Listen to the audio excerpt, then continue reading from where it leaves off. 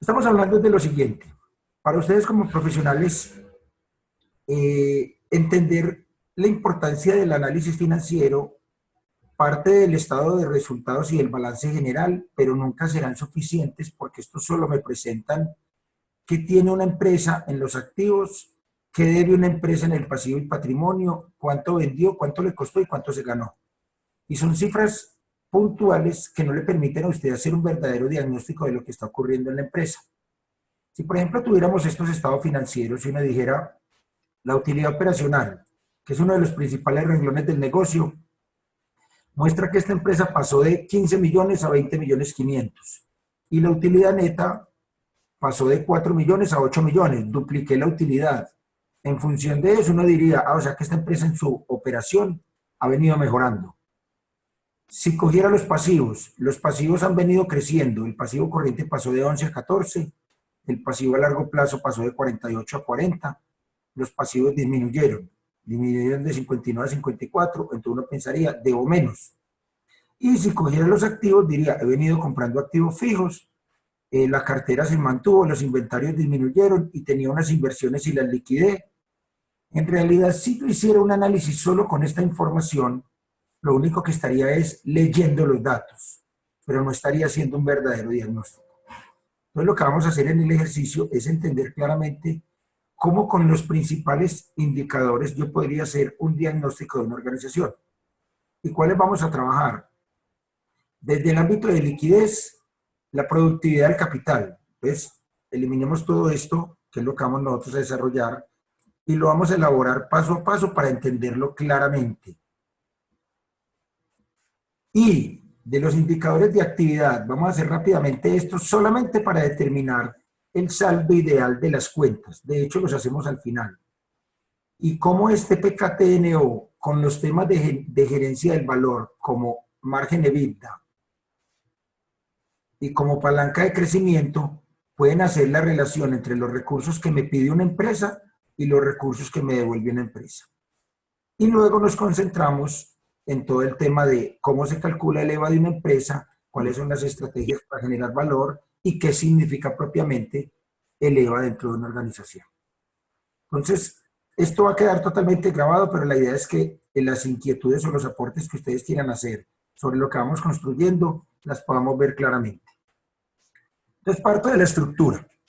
Cualquier profesional que quiera hacer un análisis de una empresa, con tener el balance general, el estado de resultados y estos 5 datos complementarios, el costo de la deuda, el costo del patrimonio, la tasa de impuestos, las compras y la depreciación del periodo, tendría la suficiente información para diagnosticar cualquier empresa, sea una empresa grande o sea una pyme. Profe, tengo una duda ahí. Dímelo. ¿El costo de la deuda a uno se lo dan o uno lo debe de sacar? Usted debe, pues académicamente a ti te lo deben dar. ¿Por qué? Porque es a qué tasa están las obligaciones financieras con los bancos. Es decir, que la empresa la conoce.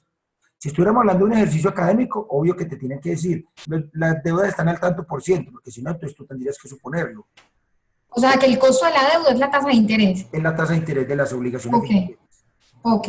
Y el costo del patrimonio es la tasa esperada por el inversionista frente a los recursos que coloca en la empresa.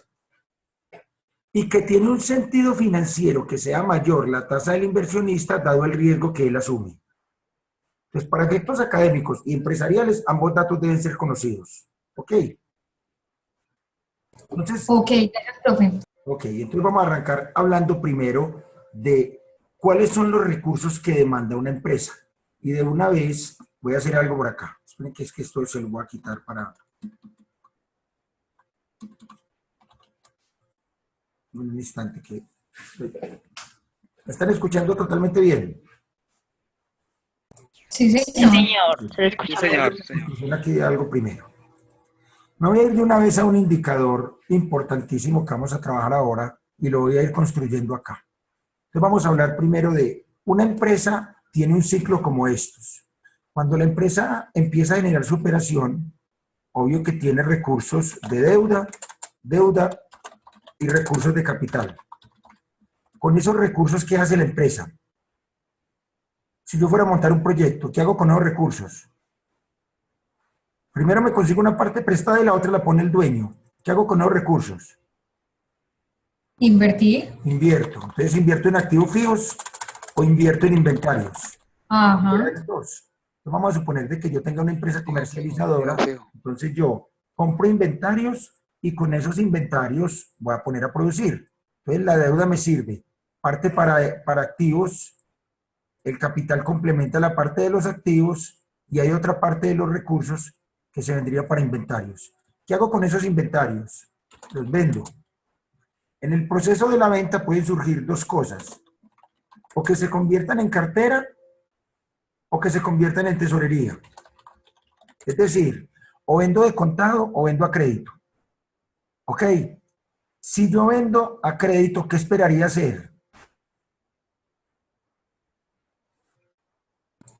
¿Qué haría Tener con esa cartera? cartera. Cuentas por cobrar. Ok, ¿y qué debo hacer con ella? Como gerente, como administrador que me Recuperarla. recuperarla. Entonces, si bien la venta puede ser de contado, esta cartera que la estoy planteando es por lo importante que es, y este inventario por lo importante que es, yo debo gestionar el menor inventario posible sin dejar de atender mi demanda y la menor cartera posible sin dejar de darle crédito al cliente, porque el competidor me lo pide. Luego, cuando ya tengo el disponible y empiezo a jugar de que esto no era iniciar un proyecto, sino el día a día de una empresa, entra un socio estratégico que es el proveedor. Y el proveedor va a ser quien me continúa financiando el inventario. Entonces, cuando yo le dé la vuelta, es al primero que le voy a pagar, al proveedor. Si yo comprara los recursos en 100 y los vendo en 130, al cobrar y dar la vuelta, ¿cuánto me queda disponible? 30. 30. Esos 30 me tienen que servir para cubrir todos los gastos operativos, porque no los he cubierto. Puede que aquí en la operación estén los costos. Existen unos costos implícitos por el proceso operativo. Pero me faltan los gastos operativos, me faltan los impuestos, me falta cubrir la deuda y me falta darle plata al dueño. Estos 4 recursos implican de que yo tenga que garantizar una suficiente rotación, es decir, si yo diera la vuelta una vez, ¿cuánto me gano? 30. Tengo que dar para que me gane lo suficiente para cubrir los gastos de la operación, arriendo, servicios, mantenimiento, salarios y demás, los impuestos, para pagar esa deuda con que arranqué arriba y pagarle plata al dueño. Este es el ciclo del día a día de un negocio. El tema es que dentro de este ciclo, estas 3 cuentas que están en amarillo se van a volver fundamentales. Y eso es lo que vamos a trabajar. Entonces, vamos a arrancar por acá. Una empresa, ¿para qué tiene cartera? ¿De dónde sale la cartera de una empresa? ¿Para qué? Para sostener los clientes. Si yo no vendo a crédito, ¿qué me puede pasar? No vendo. El competidor da crédito y yo no. Entonces, ¿qué me puede pasar a mí en el proceso comercial? Perder No clientes. perder clientes. Perder cliente y se puede quedar la empresa. Correcto. Entonces, la cartera es fundamental que exista porque el mercado me obliga. Pero como decían ustedes, ¿qué tengo que hacer con la cartera? Recuperarla. Entonces, acá vamos a decir, listo, en esta empresa, ¿cómo está la cartera? Yo si quieren después les copio las fórmulas, pero yo las voy a ir calculando. Entonces yo digo, la cartera, o la voy a copiar aquí, los días de cartera que se miden como ventas, como cartera por 360 sobre ventas, me determinan qué tan rápido estoy cobrando. Entonces yo digo, yo tengo una cartera de 7,000 en un año y sale de unas ventas de 75,000. Yo estoy recuperando la cartera cada 34 días y en el año 2 cada 28. Pero mi meta era cada 25. ¿Qué me está pasando ahí? Estoy cumpliendo la meta, No, se pasa. pero estoy mejorando. No, está incumpliendo la meta, está recuperando no cada 25, sino cada 34 días. Correcto. Eso no es bueno para la empresa. Correcto, pero mira que esto es, lo voy a poner acá, esto es año 1 y año 2. ¿Ok? Esto está por años, año 1 y año 2. Sí. Entre el año 1 y el año 2, ¿qué evolucionó la cartera? En el año 2 fue Mejoró. mejor. Mejoró. Ok, Mejoró. yo digo, mejoré, pero no estoy cumpliendo la meta. Es claro. Es que tengo Sí, que hacer, señor. ¿esos 3 días no importarán o sí importan?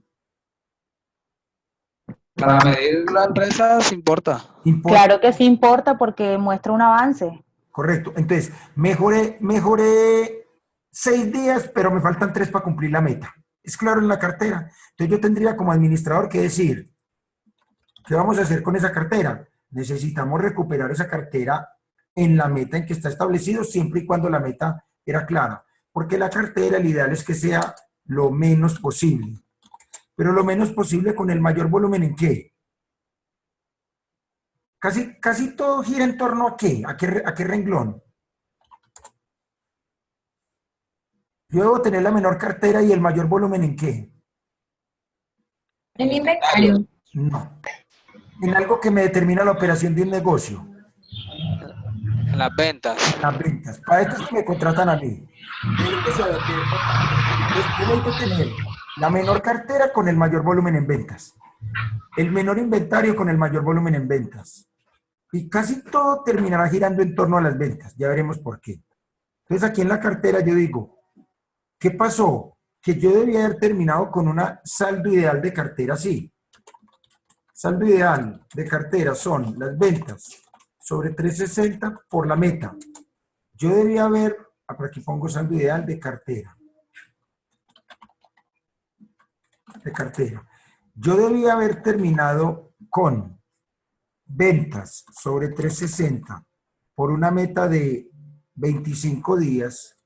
Mi cartera debía haber sido de 5.208 en el año 1 y 6.250 en el año 2. Y terminé con 7.000 en el año 1 y 7.000 en el año 2. Quiere decir que yo terminé con 1.792 de más en el año 1. ¿A qué días corresponde? La diferencia entre 34 y 25. Esos 9 días es como que hubieran dejado de entrar 1.792 a la empresa. Y en el año 2 dejaron de entrar 750. ¿Dónde están esos 750 millones? ¿En manos de quién? Los clientes. El cliente. ¿Y dónde deberían estar? La empresa. La empresa. Entonces yo digo, si la empresa necesitara recursos para el proyecto, para pagar arriendo, para la nómina, para lo que fuera, le tocó conseguírselos en otra parte y asumir un costo. O en el mejor de los casos, supongamos que no necesita. Tuvo un costo de oportunidad porque si hubiera tenido esos 750 lo hubiera puesto a producir para su negocio. En ambos casos, eso es lo que me genera fondos ociosos por cartera. ¿Ok? Claro. Profe, una preguntita. Ese 360 son los días al año, ¿eh? Son los días del año, sí, es porque estamos evaluando años desde el punto de vista contable. Ok, gracias, profe. Ok. Profe, hay una La pregunta. importancia de la cartera. Voy a hacer exactamente lo mismo para el inventario, porque la cartera y el inventario son los dos activos corrientes de mayor relevancia en una empresa. Entonces voy a calcular la rotación de inventario, los días de inventario como inventario por 360 sobre el costo y el saldo ideal de inventario como costo sobre 360 por la meta. Entonces, vamos a mirar qué pasó en el inventario. Yo esperaba rotar el inventario cada 20 días. Vamos a ver cada cuánto lo estamos rotando. Entonces, en el año 1, cada 37 días. Tengo 17 días de sobreinventario y en el año 2, cada 29.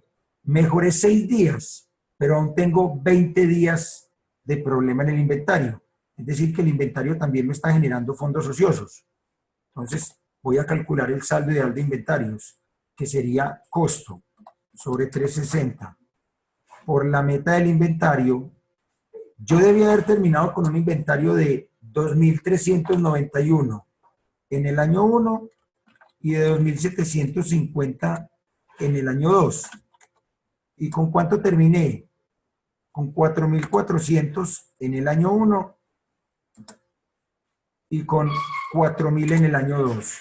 Es decir que en el inventario yo tendría 2009 de fondos ociosos para el año 1 y 1250 para el año 2. ¿Qué significa ese 1.250.000 o ese 1.250 millones? ¿Cómo lo leeríamos?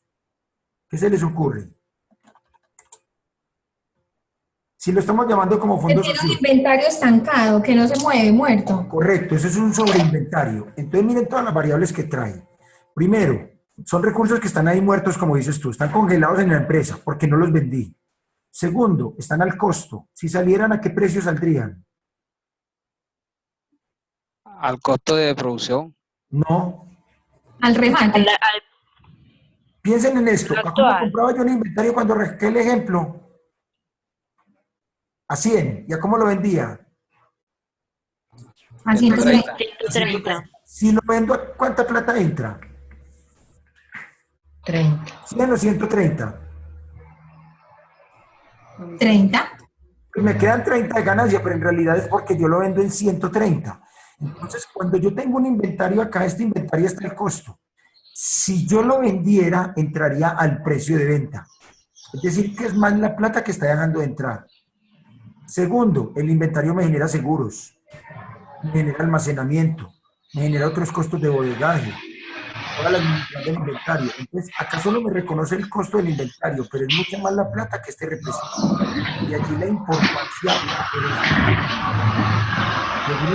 para ustedes como administradores, que el inventario se va volviendo totalmente estratégico en un negocio. Alba, cierra el micrófono. ¿Ok? Entonces, el inventario y la cartera por eso se vuelven tan fundamentales en un negocio. Y usted puede decir, estoy vendiendo menos, pero administrando la cartera y el inventario genero valor. Es lo que quiero que tratemos de llegar al final en el negocio. Y el tercer ítem, bueno, el ciclo de caja es la suma de días de cartera más días de inventario. Entonces yo estoy diciendo, yo esperaba que una vez el inventario, una vez destinara recursos en inventario, lo vendiera y lo cobrara, la plata regresara cada 45 días y está regresando cada 70. En el año 2 regresa cada 57. ¿Cuántos días tengo de problema? 12, de los cuales 9 son por inventario y 3 son por cartera. Ambos no se cumplen, los debo gestionar. Y llega otro concepto importantísimo, los proveedores. El proveedor es ese que me ayuda a mí a financiar parte de los recursos. Yo quiero tener el menor inventario posible y yo quiero tener el mayor proveedor posible. ¿Por qué? Porque el proveedor viene y me dice, yo le voy a dar 40 días para que me pague. Entonces yo vengo y digo, según eso, pues yo no dije según eso, el proveedor hace que yo no toda la plata la tenga que poner yo como empresa, sino que él va a financiarme parte de eso para que el resto yo lo pongo como capital de trabajo en el negocio. Si él me dio 40 días, yo quisiera pagarle antes de los 40 o después de los 40. O en el 40, ¿cuándo quisiera yo pagarle? Después de los 40. Sí, del 40 para... Mentira. Después o en el mismo 40. Correcto, entonces vamos a calcular los días de proveedor, que son proveedor por 360 sobre compras. Y luego el saldo ideal de proveedor, que sería compras sobre 360 por la meta de proveedores. Entonces vamos a ver al proveedor cómo me fue. Yo le digo al proveedor, proveedores por 360 sobre compras, le estoy pagando cada 45 días. Si no tengo dificultades comerciales, financieramente estaría bien, porque yo trabajé 45 días con la plata de él, 5 más del plazo que me dio. Pero tampoco se trata que yo al proveedor lo alargue y lo que tenga sean problemas comerciales y él vuelva y no me despache. Yo también, no todo es financiero. Yo tengo que tener un adecuado manejo con el proveedor, que él también tenga unas relaciones comerciales claras conmigo. Inclusive, muchos empresarios tienen problemas de cartera o de inventario y se lo trasladan al proveedor. Y en realidad generaron 3 problemas. Yo no puedo pensar que como yo no estoy cobrando, entonces tampoco pago. Son elementos que están relacionados, pero que yo no puedo tener el uno frente al otro como una causalidad. Entonces tengo al proveedor, le estaba pagando cada 45 días y ahora le estoy pagando cada 37. ¿Eso es bueno o es malo? En el proveedor. Tampoco es bueno. Al 37 tampoco. ¿Por qué? Porque le estoy pagando antes de tiempo y yo con esa plata puedo seguir trabajando por Correcto. otros 3 días más. Yo para qué le pagué 3 días antes. Entonces alguien podría decir, porque me dio un descuento financiero. Tendría que haber una razón para yo pagar antes. Si no hay una razón financiera, comercial o de peso, ¿yo para qué pago antes sabiendo que me están dando un plazo? Esa plata la puedo dejar produciendo en mi empresa. Es correcto lo que estás planteando. Entonces, ese proveedor me puede generar o liberación de fondos o fondos ociosos. ¿Cuándo el proveedor me libera fondos? Cuando pago después de la meta. ¿Cuándo me genera fondos ociosos? Cuando pago antes. La cartera. ¿Cuándo me libera fondos? La cartera. Cuando estoy cobrando antes. ¿Cuándo me genera fondos ociosos? Cuando cobro después. Y el inventario me libera fondos cuando lo roto antes y me genera fondos ociosos cuando lo roto más tarde. Entonces vamos a calcular el saldo ideal de proveedores. ¿Cuánto debía haber terminado debiéndole al proveedor? Compras sobre 360 por los 40 días de meta, 2.658 en el año 1 y 2.706 en el año 2. ¿Y cuánto le quedé debiendo? 3.000 en el año 1 y 2.500 en el año 2. Es decir, que en el año 1, antes tuve a favor 342 millones, porque miren que me demoré 5 días en pagarle. Esos 342 millones son 5 días más que me quedé con la plata del proveedor mientras le pagué. Y aquí sumo el total de fondos ociosos. En cambio, en el año 2, generé fondos ociosos de proveedores porque salieron 206 millones antes de tiempo, que son los 37 días. Entonces, esto es fundamental para ustedes en sus organizaciones, siempre tenerlos medidos. Además, por una razón fundamental. Esto sale de la información contable y no tiene ninguna ciencia el no tenerlos. ¿Por qué? Porque esto simplemente son unos cálculos que vienen de la contabilidad, no tendrían dificultad. Quizás lo más complejo es esto, es tener establecidas las metas, que no es fácil en una empresa y que pueden ser cambiantes, pero se deben también tener las metas, porque si yo no sé para dónde voy, cualquier bus me sirve. ¿Ok? Entonces yo también aquí tengo que tener definida una meta para cada uno de estos, que es la que me permite establecer los fondos. Entonces hasta aquí yo diría, esta empresa tiene... Pero hay, qué pena, la meta es una estrategia de la misma empresa, o sea, la meta te da, no yo como financiero la coloco, no. Claro, sí, pero puede ser, o por estrategia específica de la empresa, por ejemplo en el caso de la cartera, vamos a irnos más altico de la competencia 30 días, démosle nosotros 45, pero también de los resultados de la empresa, que no implica dar 15 días más, eso es plata que está dejando entrar. Tengo la forma de sostener un capital para aguantarme 15 días más. Entonces, es una estrategia que se define en función del entorno, de la situación de la empresa y de la situación económica del país, porque también uno podría decir, hay sectores donde el tema económico y social del país lo puede afectar. Por ejemplo, el sector salud. ¿Cada cuánto recupera el sector salud cartera? Cada 6 meses, cada 9 meses. Depende de muchas variables. Pero el sector comercio dependerá de dónde estoy yo ubicado. En ese caso, por ejemplo, Ángela, ¿tú crees que las universidades dan cartera? No. No, ¿por qué? Rentable para ellas, profe, no es rentable. Primero, es claro, primero, si yo vendo una nevera, pongo esa nevera en garantía o pongo a alguien a que me pague, a que me sirva de fiador y me la tienen que pagar y en el peor de los casos voy por mi nevera. En la academia no es así. Para las universidades el riesgo es demasiado alto, en primer lugar, porque un estudiante podría cancelar la matrícula y me voy y termino de estudiar en otra universidad y después entra en un problema jurídico de la recuperación de la cartera. Y segundo, en el caso, por ejemplo, de las universidades, después de que yo tengo un estudiante ya matriculado, lo debo seguir, lo debo permitir que continúe en su ejercicio académico si le hubiera dado cartera. Yo no podría decir, no te daré entrar a clase porque no me has pagado. No podría hacer eso. Entonces las universidades no asumen ese riesgo. Yo tengo que entender en qué negocio estoy para poder saber si doy o no cartera. Además, porque las universidades es todo de contado, entonces no tendría cartera. Claro, o te lo trasladan a una entidad financiera, te dicen, vea, con esta entidad puede hacer el préstamo. Ajá. Trasladan el riesgo al sector financiero. Entonces, es entender también dónde iría esto dentro de cada empresa. ¿Ok?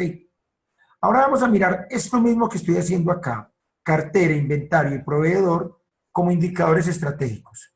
Hay un indicador fundamental que se llama el KTO.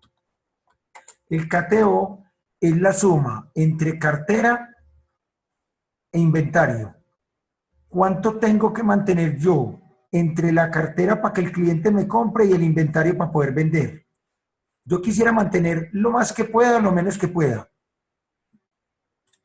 Lo menos que pueda. Lo menos que pueda, correcto. ¿Con el mayor volumen en qué? En venta. En ventas. Ok, con el mayor volumen en ventas. Aunque estas ventas las voy a tirar por acá. Con el mayor volumen en ventas. Entonces, el KTO son los recursos que la empresa tiene que mantener, que es cartera más inventario. Pero como el proveedor me ayuda, llego a uno que se llama el KTNO, capital de trabajo neto operativo. Y el capital de trabajo neto operativo es de lo que a usted le toca mantener, cuánto le está ayudando el proveedor. Cuánto le colabora el proveedor con esos recursos. Entonces, a ese KTO le resto los proveedores. Le resto el proveedor y llego al KTNO, que también quisiera que fuera lo menor posible. Entonces yo me vengo para acá y lo vamos a calcular acá. KTO es cartera más inventarios. 11,400 en el año 1, 11 en el año 2. Tener menos es bueno. Si siempre y cuando, ¿qué? ¿Aumente qué? Las ventas. Y las ventas aumentaron.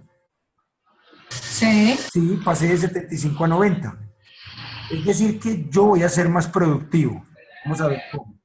Y si a ese KTO le resto los proveedores, queda el KTNO. El KTNO es lo que me toca poner a mí, no financiado por el proveedor. Entonces, KTO es cartera más inventarios. Y KTNO es el KTO menos los proveedores, que es lo que tiene que financiar la empresa ya después de lo que el proveedor me ayudó. En este caso, esto es una cifra en pesos que solo me muestra una tendencia. Disminuyó, debemos ir bien. Cuando yo esto me lo llevo a porcentaje, le encuentro un mejor análisis. Voy a poner esto por acá mejor para mostrar de que el ideal es que sea menos. Si yo esto lo divido sobre las ventas, voy a convertir esto en un indicador en porcentaje, que lo vamos a llamar la productividad del capital de trabajo neto operativo. ¿A qué es igual? A esos recursos que yo tengo que invertir para la operación, dividido las ventas. ¿Cómo los leo? Por cada 100 pesos que yo vendo, ¿cuánto tengo que mantener invertido en el negocio en capital de trabajo? Entonces vamos a calcularlo acá. Si lo hiciera solo sobre el KTO, yo diría, por cada 100 pesos que yo vendo, me toca mantener 15 entre cartera e inventario. Y en el año 2, 12. O sea que yo soy productivo, entre más aumento, entre más disminuyo. La productividad se da por aumento. Me perdí. Entre más disminuye. Entre más disminuye. Y si yo lo hago sobre el PKTNO, me va a determinar el KTNO sobre las ventas, cuánto tengo que poner yo por cada 100 en ventas después de lo que me financia el proveedor. 11.20 y 9.44. ¿Y la meta cuánto era? ¿Cuál era la meta? 10%. 10. O sea que, ¿qué quería decir ese 10? ¿Cómo leería yo ese 10? Yo estaría diciendo, miren que por eso estoy haciendo este dibujito.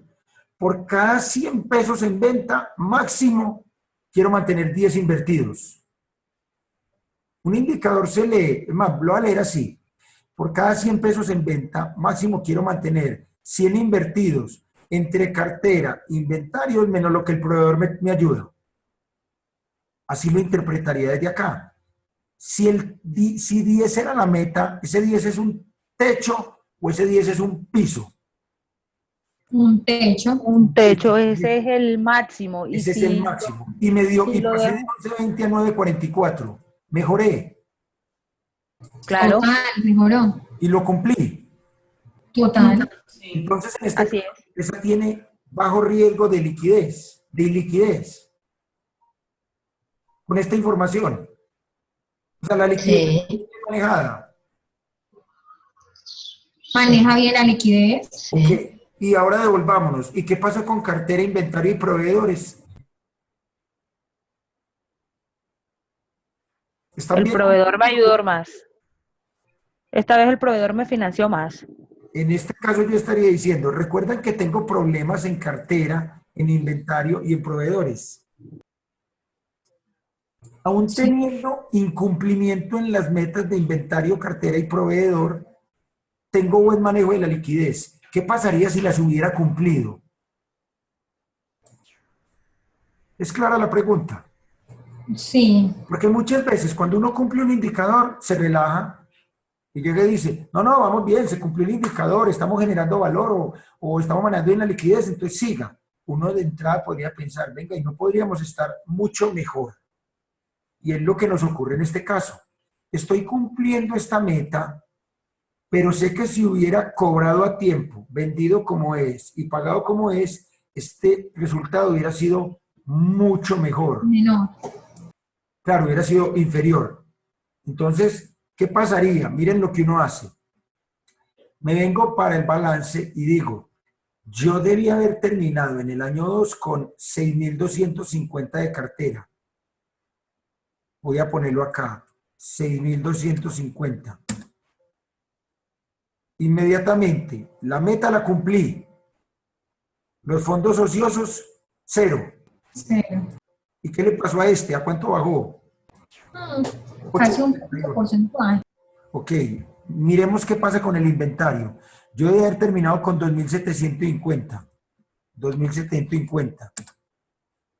La meta la cumplió. Fondos ociosos, 0. Y mire ya dónde voy, 722. ¿Y qué pasa si hubiera cumplido el proveedor? 2.706.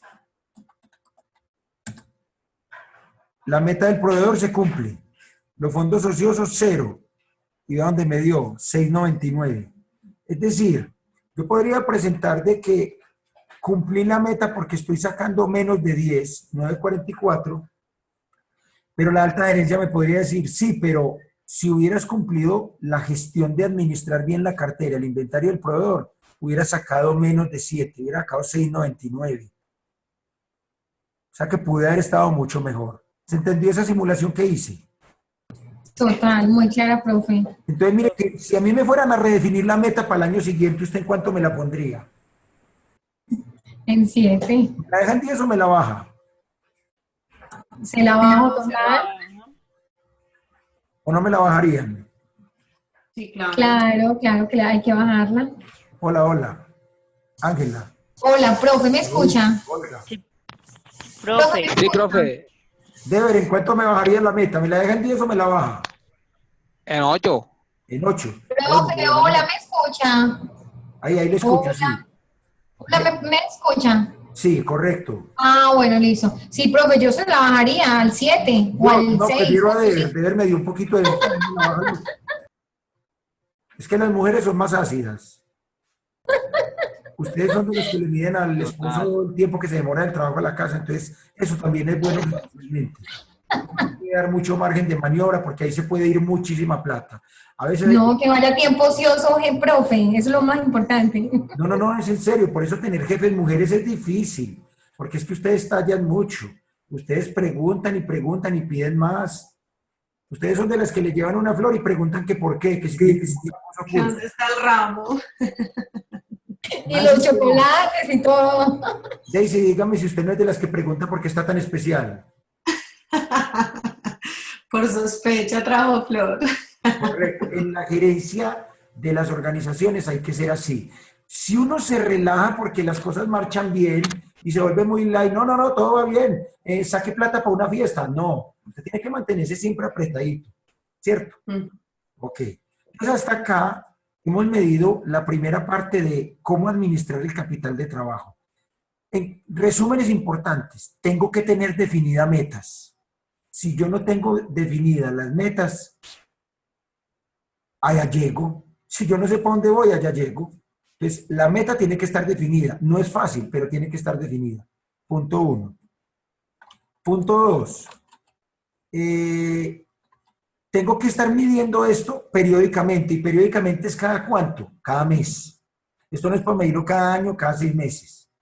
¿Qué necesito para yo administrar la liquidez y medir la liquidez de una empresa? La información contable. ¿Y la información contable existe? Claro, y es Todos los días. los resultados. El 5 de cada mes, entréguemelo, llévemelo a una hoja de Excel y calcúleme. Y usted como administrador, lo que debería estar concentrado es en esto. Entrégueme estos 10 o 12 indicadores, entrégueme esta hojita, que si yo necesito saber más, yo pido más. Por ejemplo, si esta cartera no se cumple, yo diría, me da el favor y me trae una relación de la cartera por monto, por vencimientos, por antigüedades, para yo saber si el problema está en todos los clientes o en uno solo. Es decir, esto me va a dar alertas para yo poder pedir información y tomar decisiones. Esto no es para echar a nadie. Esto es para tomar decisiones y mirar dónde debo analizar la información. ¿Estamos hasta acá? Sí, No, señor. súper bien, profe, Sí, excelente. profe, muy claro. Sí, señor, profe, gracias. Ahora miremos la otra parte. Listo. ¿Por qué? Porque uno toma 3 tipos de decisiones. Uno toma decisiones de financiación, que son estas. Son las decisiones de financiación. Conseguir recurso, o por deuda o por dueño. Uno toma decisiones de inversión, que es los activos fijos y el inventario y cartera. Es decir, en qué destino los recursos. Y uno toma decisiones de operación, que es ponga a producir. Acá ya medimos, bueno, yo necesito administrar la inversión de corto plazo, tener la menor cartera posible, el menor inventario posible. Ahora vamos a mirar la decisión de financiación primero. Venga, ¿y cuánto me vale la plata que me conseguí? Para después medir si la operación supera o no ese costo. Entonces, para poder medir esa plata, vamos a calcular lo que se llama el costo de capital. Y el costo de capital no es otra cosa que esto. Voy a hacer primero aquí de una manera sencilla. Yo puedo tener en una empresa activos por valor de cualquier cosa. 500. Entonces tengo activos por 500. Y los tengo financiados así.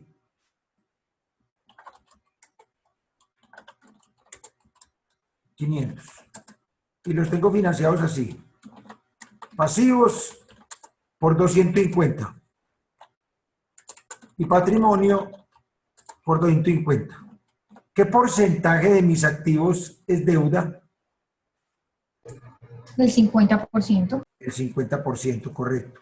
Yo tengo financiado el 50% con deuda. Voy a hacer lo más coquito posible primero para ver lo conceptual. Entonces yo digo, ¿cuál es la participación?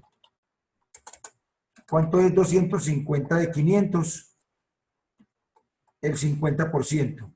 ¿Y cuántos son los otros 200? 50, el otro 50%. Luego digo, ¿cuál es el costo? Vamos a suponer, voy a coger los del ejercicio. Vamos a suponer que el pasivo me lo prestaron al 16 y que el dueño espera ganarse el 20. Este es el costo de cada fuente. Si la mitad está al 50, perdón, la mitad está al 16 y la otra mitad está al 20, en promedio, ¿cuánto me cuestan los recursos? 36. No, porque es mitad y mitad.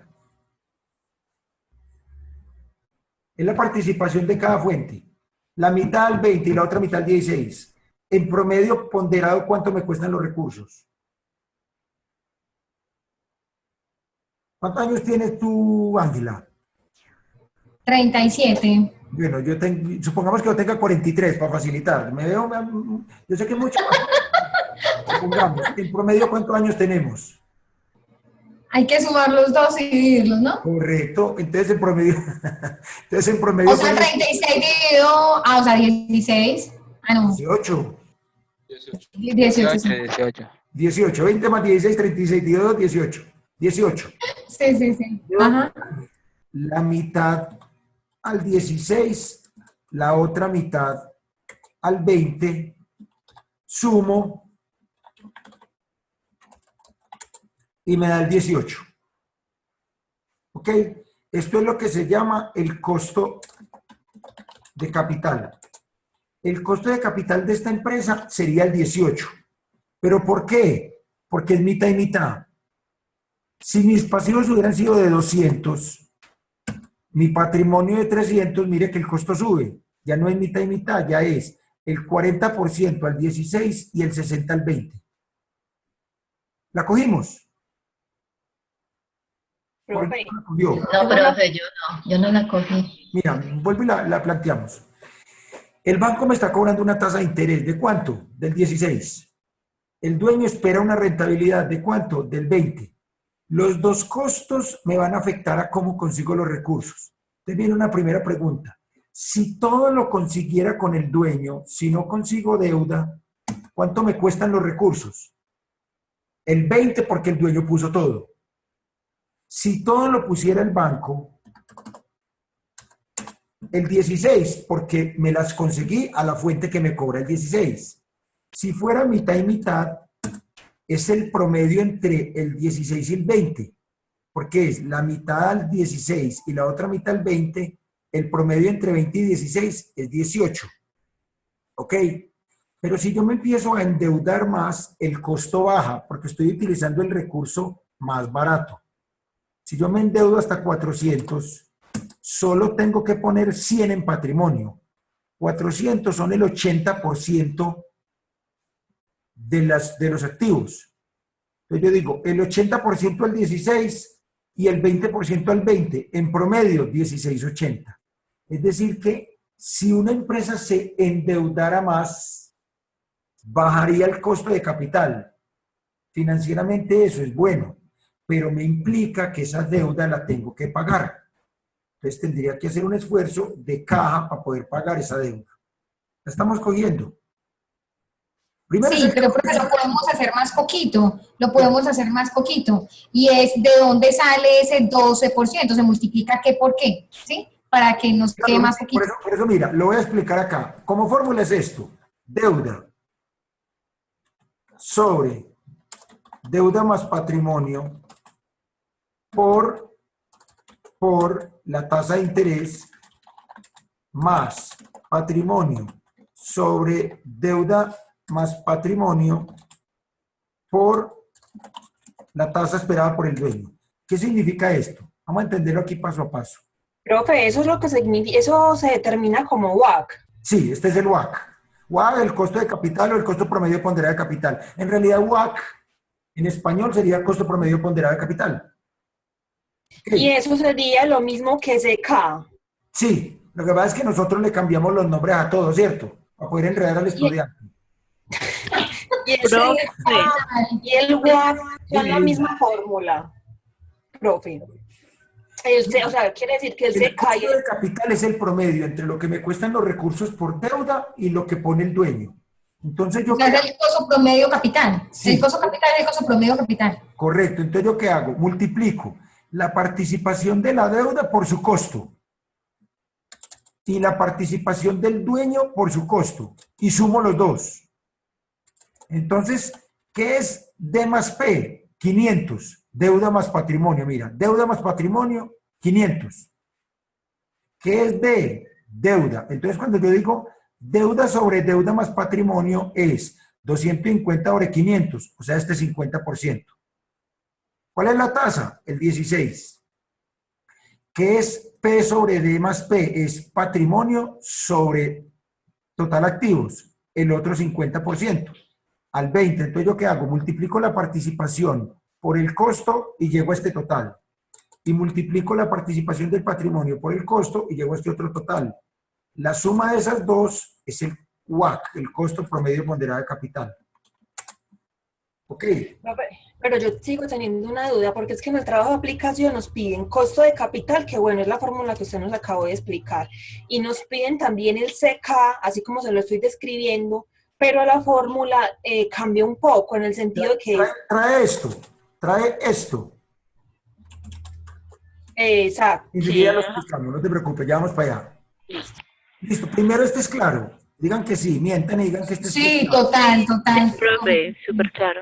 Listo, entonces ya uno llega y dice, o sea que si yo me endeudo más, me baja el costo, pues tengo que pagar la deuda.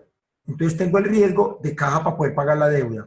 Entonces, financieramente endeudarse es bueno por la rentabilidad, pero es duro por la generación de caja para poder pagar la deuda. Listo. Entonces hasta aquí, esta sería la forma de calcular el costo de capital. Entonces me vengo para acá. Vamos a calcularlo acá. En realidad no se hace sobre el total de los pasivos. Para efectos administrativos y gerenciales, lo que uno coge es las obligaciones financieras de corto y largo plazo, que son las que tienen costo, y el patrimonio total.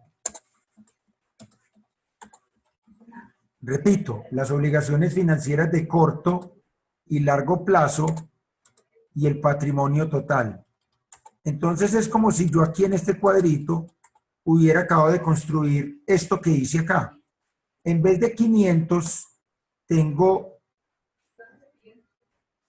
82.416. Y el pasivo fue de 54.000. Por lo tanto, el patrimonio fue los 28 restantes. ¿Sí o no? ¿Cuál es la participación? El 66 en pasivos y el 34 en patrimonio. ¿La vieron? Solo cambié la Sí, cifra. profe, ¿Estamos de sí. acuerdo? Sí. Y me dio que 17.38. Vamos a ver si es verdad. Entonces yo llego y hago aquí. Costo antes de impuesto es, la voy a hacer primero para este año, es deuda sobre deuda más patrimonio por la tasa. Más, igual el video les va a quedar para que se entretengan después ahorita por la tarde y vuelven y me vean. Más patrimonio sobre deuda más patrimonio por el costo. 17.60, 16.07. Yo veo que nos cambió aquí. Es que es 14 y 20. La tasa no es 16. Cogí el año 2, entonces la tasa era 14. 14 y 20. 16.07. 1607. Es como este coquito, entenderlo allá. Esto mismo coquito que explicamos acá, coquito no, esto mismo detallado que explicamos acá, lo hice acá en una sola fórmula. Acá quedó en una sola celda, que es la deuda sobre el total por su tasa, más el patrimonio sobre el total por su tasa. ¿Listo? ¿La cogimos? Sí, profe. Entonces, el costo de capital, espera, yo me traigo esa de acá. Yo me traigo esto. Control C. El costo de capital será igual a esto. Ok. Esta sería la forma de yo medir. Profe, pero hágame un favor, colóquele ahí en esas P, ¿dónde es patrimonio y cuál es pasivo? Porque PP, entonces uno dice, ay, P, será pasivo, será patrimonio, mientras uno se lo aprende, ¿cierto? Por si Porque usted repito ya se el lo... núcleo. ¿Ah? Por si repito el núcleo. Exacto, no, profe, ojalá lo repitiera. No, era un chiste.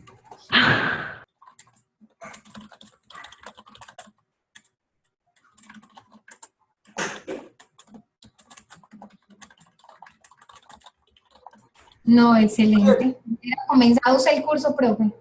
No vaya a decir eso. Listo, está bien hasta ahí. Sí, señor. Ok. Pero ocurre una cosa, y es que cuando yo tengo deuda, el Estado me permite restarme los intereses para efectos de pago de impuestos. El Estado ahí me dice, viejo, si usted tiene una deuda, yo le permito que usted se reste eso para efecto de impuestos. Entonces vamos a suponer que yo tuviera dos empresas así. No, una empresa así. Activos. 500. Pasivos.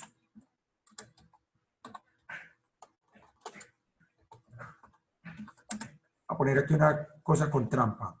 No me pregunten de dónde hago la trampa, pero es para facilitar el ejercicio. 40, 0, 90, 5, 5. Acá vinculo esta.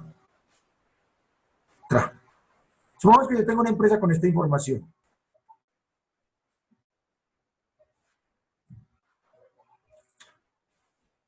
Patrimonio. La diferencia. Y esa empresa durante el año tuvo ventas por cualquier cosa, 350. Costos y gastos por 250.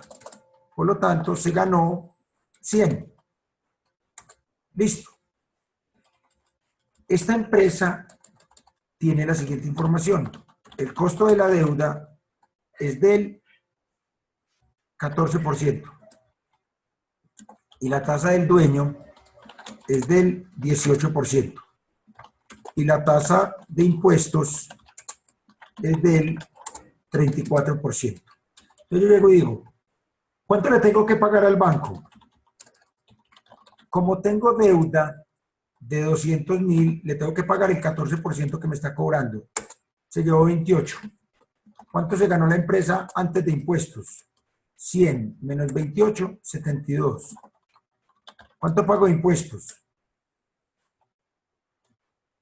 Este por el 34. ¿Cuánto me queda de utilidad neta? 47. Claro lo que acabo de escribir acá. ¿O esta estructura tiene alguna duda para ustedes? ¿O se fueron?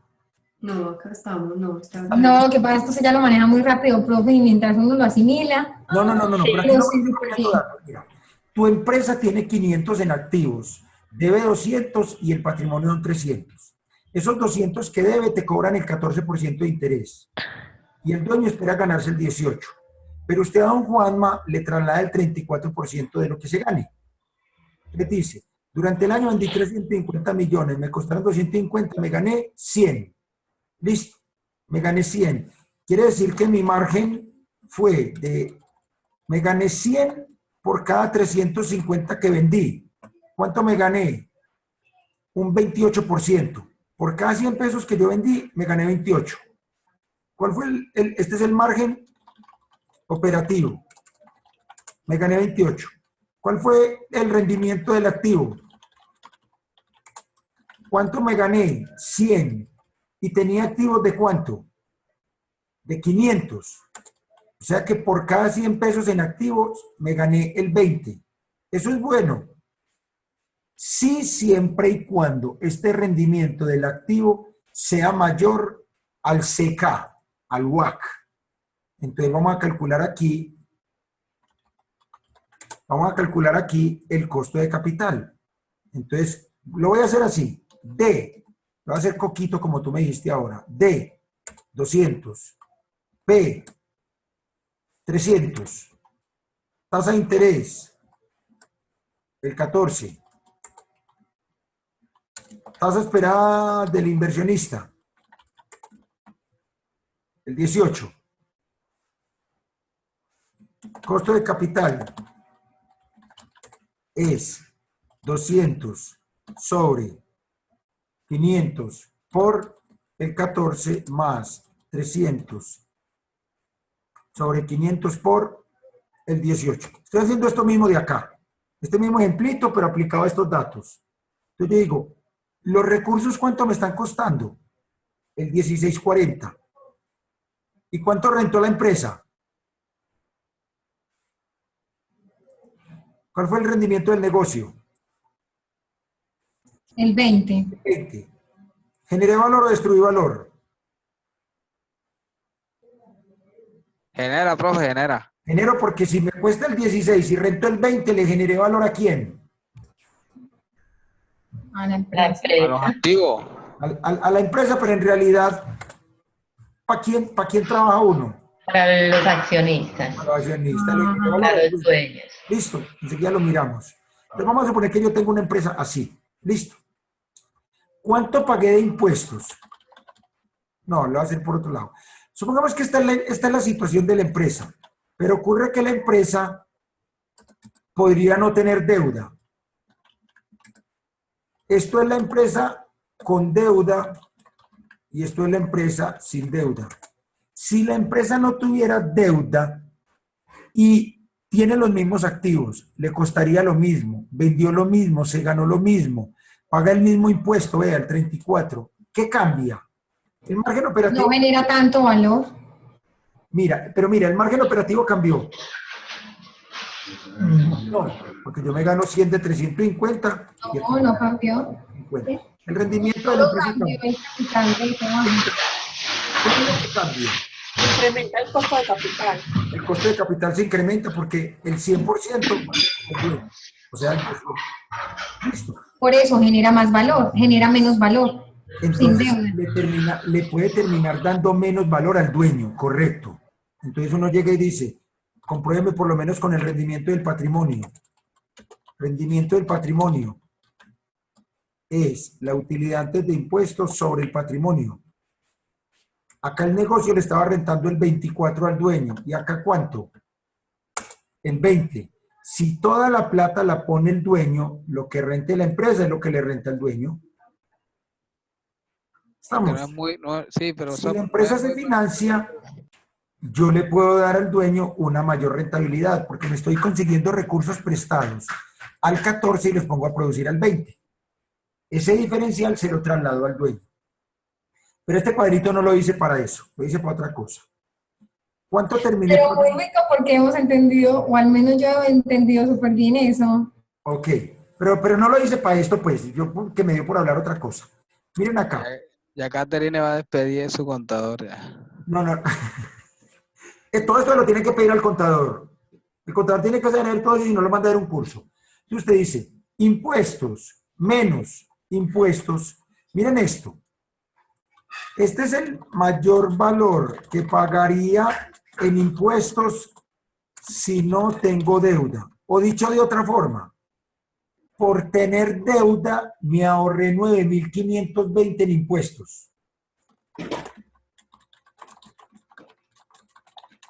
¿La cogimos? Miren que cuando yo si yo no me endeudara, pago 34, me voy a empezar a endeudar. Si yo me endeudara hasta 200, es decir, el 40%, como pago intereses por la deuda, esos intereses me disminuyen la base sobre la cual calculo los impuestos. Por lo tanto, pago menos impuestos. ¿Eso es claro? Deber, dígame que sí es claro. Sí, señor, sí, señor. Sí, ok. Alba, ¿eso es claro? Sí, profe. Ok, entonces miren lo que va a hacer acá. El interés que él le pagó al banco fue de 28.000, pero dentro de ese interés tiene un ahorro de impuestos o un beneficio tributario de 9.520. Por lo tanto, el interés neto fue de 18.480. Cuando yo fui al banco y le dije, hey, Bancolombia, ahí le trae los 28.000 de intereses, es como que lo hubiera dicho, de los cuales 18.480 es lo que me cuesta a mí los recursos que usted me prestó. Y 9.520 ya me los voy a ganar como menos impuesto el día que declare y pague. Eso es un beneficio tributario. Ok, este ahorro en impuestos es un beneficio tributario. Es que vale la pena andar endeudado, bro. ¿La cogieron? Sí, total. Sí, señor, que vale la pena estar endeudado entonces. Sí, sí, sí. Ojo, hay dos elementos. Que el costo es más bajo y que tengo beneficio, pero se deben cumplir dos elementos. Primero, que yo debo rentar más de lo que me cuesta la deuda. Y si no, le destruyo valor al dueño. Y segundo, que yo debo generar flujo de caja para pagar la deuda. Si yo soy capaz de generar flujo de caja y rentar más de lo que me cuestan los recursos, endeúdese. Pero endeúdese para activos productivos, no es endeudarse para pasear o para comprar un televisor. Es endeudarse para generar valor, ¿ok? Ahora, si yo divido esos 18 que fue el interés verdadero sobre la deuda, me da una tasa del 9.24. Eso es lo que se conoce como la tasa neta. ¿Cuánto me estaba cobrando el banco de intereses? 14. 14. En realidad, después del beneficio tributario, es como que me estuvieran cobrando una tasa del 9.24. El resto es un beneficio en impuestos. ¿Ok? Ok. Toda esta vuelta no lo hubiéramos evitado así. Tasa, no lo hubiéramos evitado así, vean. Tasa neta es igual a la tasa de interés por 1 menos T. La idea era explicar de dónde sale, pero no la podía haber hecho aquí. Con esta formulita lo hubiéramos hecho. ¿Qué significa eso? A la K. Tasa neta es igual a la tasa de interés por 1 menos la tasa de impuestos. O sea que la tasa neta va a ser 14% por 1 menos el 34, 9.24. Yo di la vuelta para mostrar de dónde sale el 9.24, pero en realidad se calcula así. Listo, la vemos. Sí, señor. Eso es lo que me cambia acá cuando yo, en este costo de capital que tengo acá, después de impuestos, perdón, lo que hago es que aquí le agrego, miren lo que va a hacer. Voy a poner más pequeñito para no aumentar el tamaño. Acá le agrego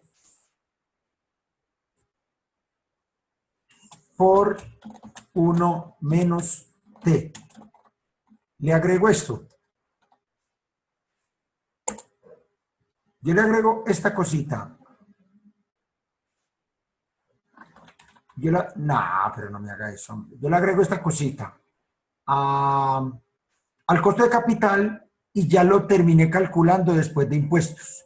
El 1 menos T, que era la que me decía una de ustedes. Ah, pues que hay una parte donde dice 1 menos T. Entonces, ese 1 menos T se lo va a agregar acá. Por 1 menos, está por acá arriba, por 1 menos el 34. Y se fue 12.95 y 14.35. Ahora, ¿para qué sirve el costo de capital antes de impuesto?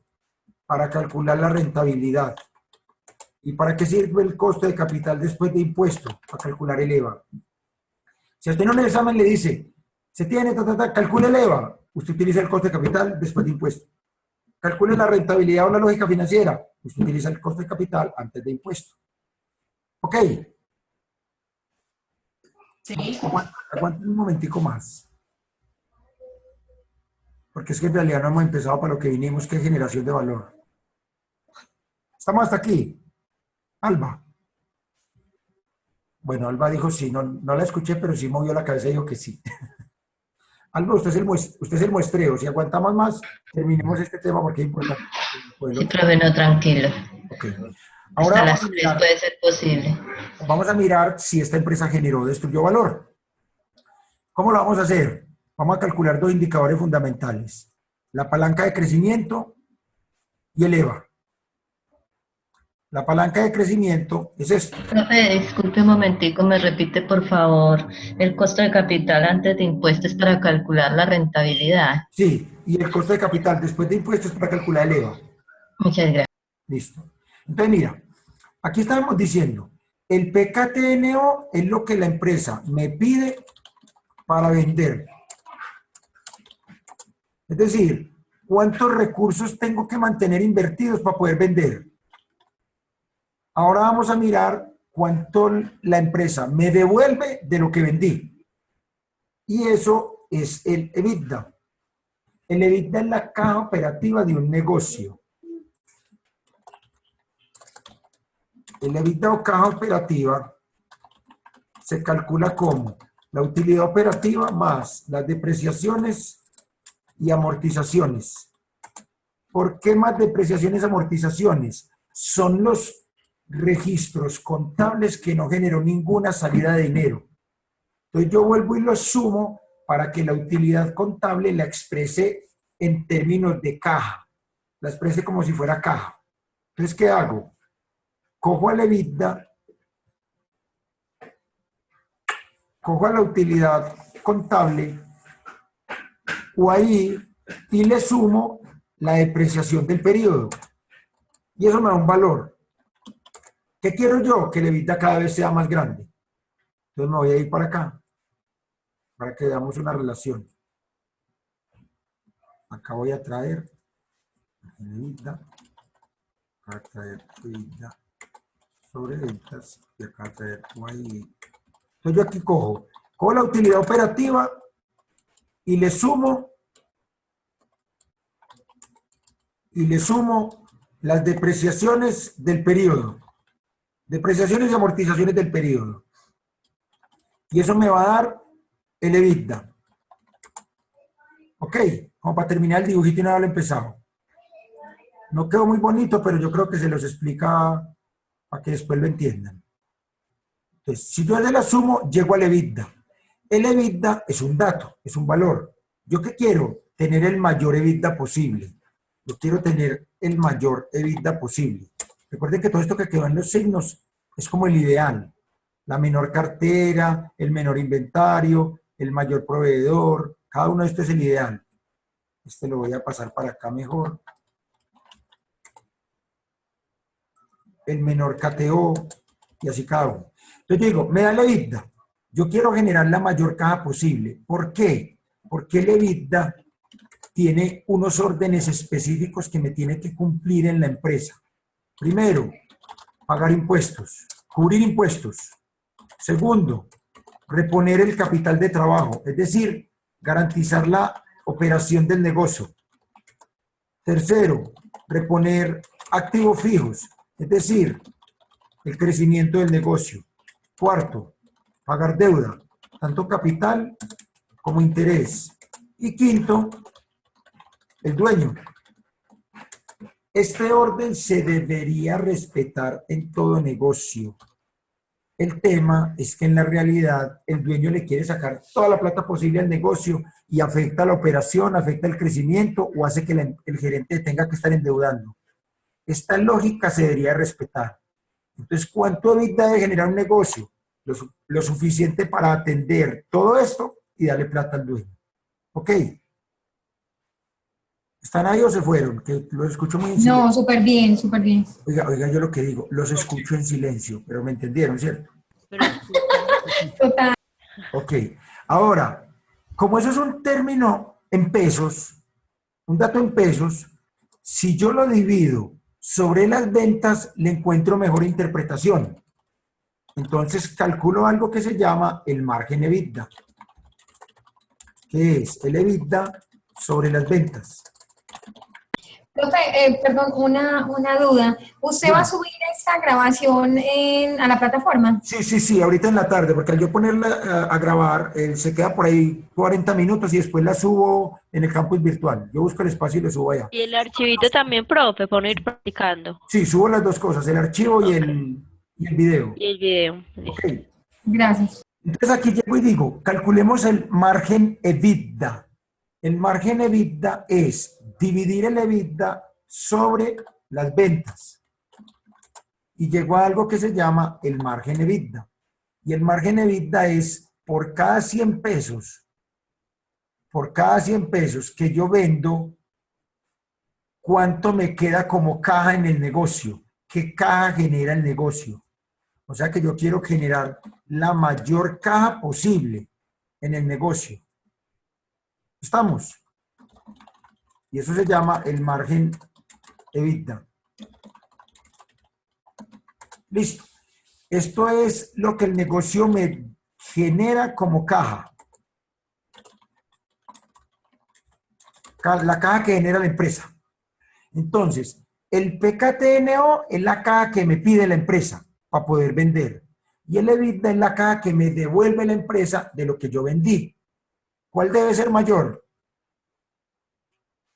¿El margen EBITDA? El EBITDA. El margen EBITDA. Esto es lo que la empresa me pide y esto es lo que la empresa me devuelve. Es como si decir, la empresa me pidió 11 pesos para poder vender y me devolvió 24. Al año 2 me pidió 9 y me devolvió 26. Eso es bueno. Sí. Sí, es bueno. ¿Listo? Sí.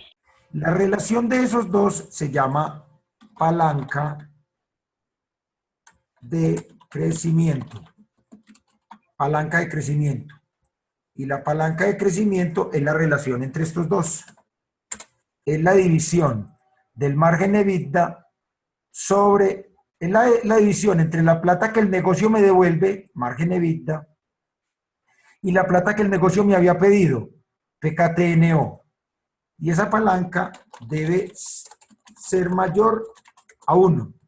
Para que sea buena, debe ser mayor a 1. Calculémosla acá. Margen EBITDA dividido PKTNO me da 2.22 y 2.84. ¿Se cumple? Sí. Ok, es decir que la empresa me está devolviendo 2.22 veces lo que me pedía en el primer año.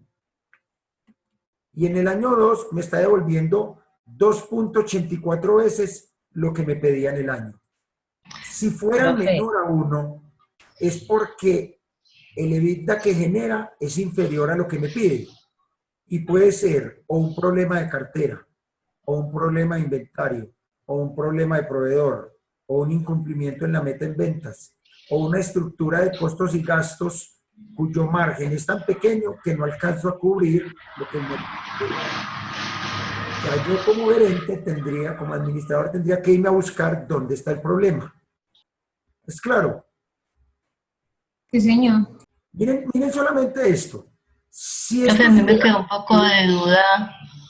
Profe, a mí me quedó un poco de duda sobre el proceso para sacar la palanca de crecimiento. es la división, mira, es la división entre el margen EBITDA sobre el PKTNO. Entonces tú estás diciendo, el negocio me pide 11 y me devuelve 24, es decir, que me devuelve 2.22 veces lo que me pidió. Se expresaría en veces, es una razón. Ok, Sí, profe, muchas gracias. ahora miren esto. Con estas cifras que estamos mostrando acá, me pide 9, me devuelve 26, me devuelve 2.8 veces. Yo pediría bono y haría fiesta en diciembre. Sí. Sí. Sí. Entonces llega Ángela María de esas Ya gerentes. está más para los niños. Claro, pero llega Ángela María esa gerente ácida y dice, venga, venga, venga, venga, pero se acuerdan que ustedes no cumplieron ni la cartera, ni el inventario, ni el proveedor. ¿Qué El pasa? PDC, ¿qué es? ¿Y el PDC? Claro, entonces dice, Ay, me perdí. 6.250. Voy a volver a poner los saldos ideales. Profe, el PDC y y CPPC, ¿qué son? Ya le digo, dame un instante. Voy a poner los saldos ideales en cartera, en inventario y en proveedor, que fue lo que hicimos ahorita. Si yo hubiera cumplido la cartera, el inventario y el proveedor, miren la palanca de crecimiento que me hubiera dado, 3.83 veces. Es decir, así los indicadores se cumplan. Siga revisando. Ok. Palanca de crecimiento entonces será este, PDC. PDC es palanca de crecimiento. Y CPPC es el WACC. Costo promedio ponderado de capital. Miren que yo le cambié el nombre. Por aquí dice CK, por aquí dice CPPC, por aquí dice costo. Es el mismo CK. Listo. O CK. Simplemente me lo traje de arriba. Me traje el que ya habíamos calculado. Ok. Entonces, vámonos ya para... bueno, espera aquí. Margen EBITDA y palanca de crecimiento es igual al margen EBITDA sobre el PKTNO. Acá anda hasta bonito el archivito. Me va a guardar para mí. Eso hay que montarlo en... Profe, muy bien. No, sino que es que yo arranqué con un balance cualquiera hacerlo, pero está quedando chévere. Después por ahí en algún grupo que yo tenga, les monto este video y les digo, ah, esto es de otro grupo, pero entreténganse un rato. Listo. Y miren las muchachas que habían ahí conectadas. Vamos con el último grupo, con un último indicador, el EVA. El EVA, Profe, que los que estamos conectados tenemos un punto adicional en el examen. sí, un punto adicional, están entendiendo. No es que el examen no es con él, ojalá. Pero yo me voy a encargar de qué es el final. Yo voy a montar el final. ¿Ok? Sí, profe, porque es que profe, es que es muy desconsolador que otro profe le responda a uno que no conoce los puntos del examen, que porque eso lo hace la plataforma. Bueno, yo al máximo me juré, voy a no hablar, mira Daisy como mira todavía la risa.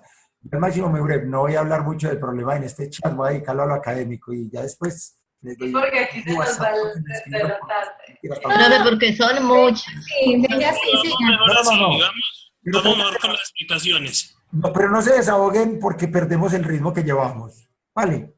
Ahorita se desahogan apenas yo me vaya. Mentira, no. Vamos a calcular el EVA. Esta es la fórmula del EVA. WODI sobre ANDO por CK, por costo de capital. Dicho de otra forma, es las decisiones de operación, las decisiones de inversión y las decisiones de financiación. ¿Qué necesita uno para calcular el EVA? Necesita esto. Los activos netos de operación. Los activos netos de operación son el KTNO más los activos fijos. Ahí no hay mucha dificultad porque usted dice, KTNO, ya lo tengo, hágalo acá. Y activos fijos, hágalos acá. Activos fijos con su depreciación. Entonces, cojo los activos fijos más el KTNO y esos son los activos que están involucrados en el negocio para generar valor. Listo. WODI. ¿Qué es la WODI? La WODI es la utilidad operativa después de impuestos. ¿Cómo se calcula? A la Profe, espere, pero usted colocó, espere, antes de esa, usted colocó ahí el KTNO más los activos fijos, pero más la depreciación. Menos la depreciación, restando. Ah, ya. Le dije más porque está negativa. La depreciación se resta. Ok. Mira, le dije KTNO más los activos fijos netos. Pues como esta está negativa, le dije más pues para restarla. ¿Listo? Sí, señor. Ok. La WODI es la utilidad operativa después de impuestos. Miren que en el EVA yo utilizo después de impuestos. Por eso cojo el costo de capital después de impuestos. Para que todo esté después de impuestos. Por eso trae el 1 menos T también acá. ¿Cómo la hago? A la UAI le aplico el 1 menos T, o sea, el 1 menos el 34. Y me da la utilidad operativa después de impuestos. Lo que verdaderamente se ganaría el negocio por la operación, porque el impuesto es imparitable, hay que cubrirlo. Entonces la WODI me daría esto. Voy a ir trayendo acá. WODI pasa de 9.905 a 13.530. Dame un instante, por favor. Listo. Y los activos pasan de 73.000 a 80.000. ¿Necesite más activos? Sí. ¿Eso es bueno? No. ¿Pero generé mucha más utilidad? Sí. ¿Cuánto creció la utilidad frente al año anterior? El 36%, el 37%. ¿Y cuánto crecieron los activos? El 9%. Quiere decir que con un 9% más de recursos que invertí, generé 37% más de utilidad. Eso es generar valor. ¿Sí? ¿De dónde lo saqué? La variación de un año a otro. Así es que ustedes como administradores analizan las organizaciones. ¿Y cuál era el costo? El 12.95 en el primer año y el 14.35 en el segundo. Así es que uno calcula en EVA, WODI menos activos por costo de capital. O sea que yo genero un EVA de 426 el año 1 y 2038 el año 2. ¿En cuánto aumentó mi EVA?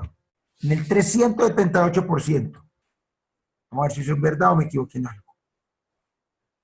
EVA es WODI menos activos netos por costo de capital. Como ya todo viene vinculado, 426 y 2038, que es lo que hay acá. Entonces, el EVA es igual a la WODI menos los activos netos de operación por el costo de capital. Y ya lo voy a ir a interpretar. Y hay otra forma de hacer el EVA. Hay dos fórmulas que llegan a lo mismo. La otra es los activos netos de operación por el RAN menos el CK. ¿Y qué es el RAN? El RAN es la WODI sobre los activos netos de operación. Simplemente una fórmula más. Si yo esta utilidad la divido sobre los activos, me da la rentabilidad del activo neto, el RAN. Esa es otra forma. Andeo por RAN menos CK. Pero con los dos, llego al mismo valor, 426 y 2038. ¿El EVA debe ser mayor a cuánto? ¿El EVA debe ser mayor a cuánto? Ángela, Juan David, Daisy. ¿A qué valor? No, no sé, profe. La palanca de crecimiento debe dar mayor a cuánto? Uno. A 1. A 1 la palanca. Listo. ¿Y el EVA mayor a cuánto? ¿Debe ser qué? ¿A cero o qué? A cero. Debe ser. A Debe cero. ser positivo, correcto. Yo debo tener un EVA positivo, o sea, mayor a cero. Si me da mayor a cero, ¿le generé valor a quién? Al inversionista. Al inversionista. Y si me da menor a cero, aporrié ¿a quién? Al inversionista. Porque al banco igual le tengo que pagar. Entonces las empresas se crean es para generar valor. ¿Para generarle valor a quién? Al dueño. Listo. Este EVA es como que yo le estuviera diciendo al dueño, vea hermano, le estoy dando el 20 que usted me pidió y 2038 de más. Es lo que le doy por encima de lo que él me pedía. Ya está cubierto. O sea que si el EVA me diera cero, es como que le estuviera dando al dueño exacto lo que él me pidió. ¿Ok? Es como un punto de equilibrio económico. ¿Estamos? Ahora, ¿yo cómo genero valor en un negocio? Lo puedo hacer de varias formas. Voy a pegar de este cuadrito. Esta es la decisión de financiación. ¿Por qué? Porque esta es lo que me cuesta la deuda y lo que me cuesta el dueño. El CK. Recuerda que esa es la participación de la deuda del dueño. ¿Cómo genero valor? Aumento deuda. Esa puede ser una forma. Yo puedo incrementar la deuda, entonces entre más me endeudo, menos costo. ¿O cómo más? Disminuyo tasa. Yo puedo ir al banco a negociar tasas de interés. Sí. Sí, claro. Si yo logro eso, genero valor. Listo. Ahora, los activos netos de operación son la decisión de qué? De inversión. ¿Inversión en qué? En capital de trabajo y en activos fijos. ¿Cómo mejoro yo el EVA en función de los activos? Gestión de cartera. Recupere cartera. Rotar el inventario. Financiar con proveedores. Y maneje adecuadamente los activos fijos.